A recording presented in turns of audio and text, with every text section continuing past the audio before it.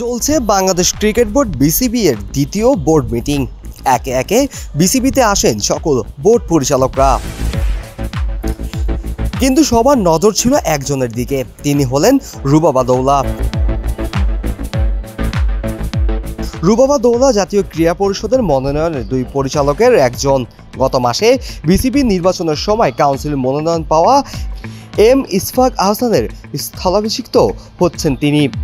এর আগে 2009 থেকে 2015 সাল পর্যন্ত বাংলাদেশ ব্যাডমিন্টন ফেডারেশনের প্রেসিডেন্ট হিসেবে দায়িত্ব পালন করেছেন তিনি দীর্ঘ 11 বছর গ্রামীণ ফোনের প্রধান যোগাযোগ কর্মকর্তা ও প্রধান বিপণন কর্মকর্তাও ছিলেন।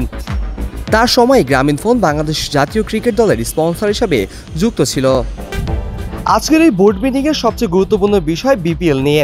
ক্রিকেট প্রেমীদের দীর্ঘদিনের প্রতীক্ষার অবসান ঘটিয়ে দ্রুতই মাঠে গড়াবে বিপিএল, এমনটাই প্রত্যাশা সকলের। অন্যদিকে বোর্ডের আলোচনার অন্যতম প্রধান ও সংবেদনশীল বিষয় ফিক্সিং কেলেঙ্কারি। এই ঘটনায় তদন্ত প্রতিবেদন ইতিমধ্যেই বিসিবির কাছে জমা পড়েছে।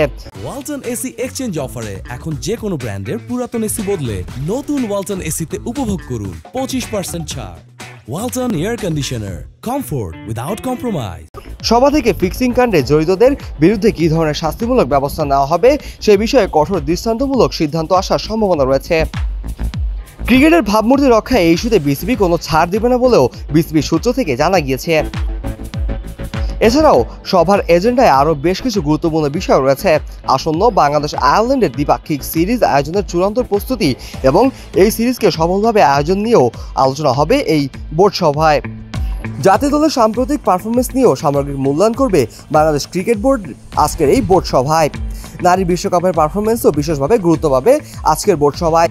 বিশ্বকাপের মঞ্চে নারী ক্রিকেটারদের পারফরমেন্স পর্যালোচনা করে তাদের মনোনয়ন এবং ভবিষ্যৎ পরিকল্পনা নিয়ে দিক নির্দেশনা দেওয়া হবে। গত 6 অক্টোবর বিসিবি নির্বাচনে আমিনুল ইসলাম বুলবুল সভাপতি নির্বাচিত হওয়ার পর এটাই তার প্রথম পূর্ণমেয়াদী কমিটির দ্বিতীয় সভা। নতুন নেতৃত্বে বোর্ডের সামনে আসা সকল চ্যালেঞ্জ মোকাবেলা করে দেশের ক্রিকেটের সঠিক দিক নির্দেশনা দিতে সক্ষম হবে বলেও আশা করছে দেশের ক্রীড়াঙ্গন। এখন দেখার বিষয় আজকের এই বোর্ড মিটিং থেকে বাংলাদেশ ক্রিকেট বোর্ডের কী ধরনের সিদ্ধান্ত আসে। Kazi Mohammad Arafat, on field.